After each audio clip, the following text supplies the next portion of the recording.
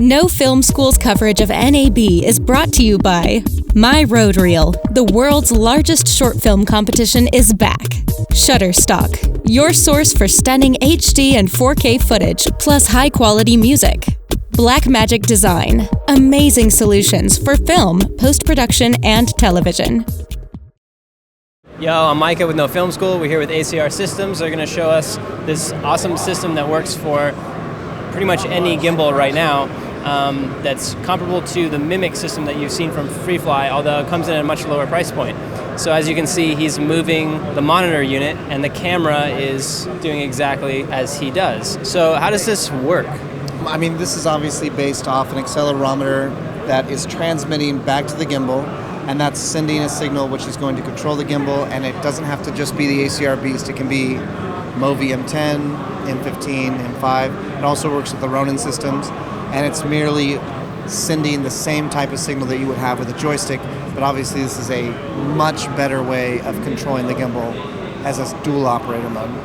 Yeah, so this is for teams of two people. One person's on the gimbal and the other person's on the monitor. Yeah. And how do you make this so it's usable with any gimbal? This is your own gimbal, right? Yeah. Correct. Well, basically it uses the PMW standard.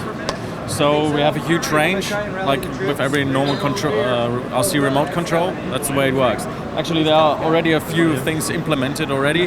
We just need to, pimp the firmware for that. If I wanted to use this on, say, a gimbal that I already owned, what unit would I buy? Is it this? Is it this? It's just the little, the transmitter over here and the receiver over there.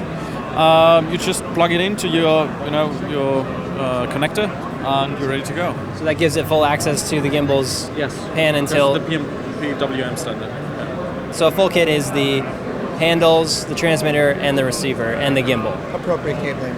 And the cables, of course. What's the latency on this unit? Well, as you can see, almost nothing.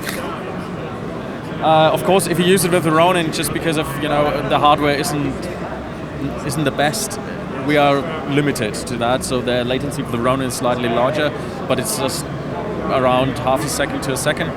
What's the range on this connection here? Well, around 1,800 feet.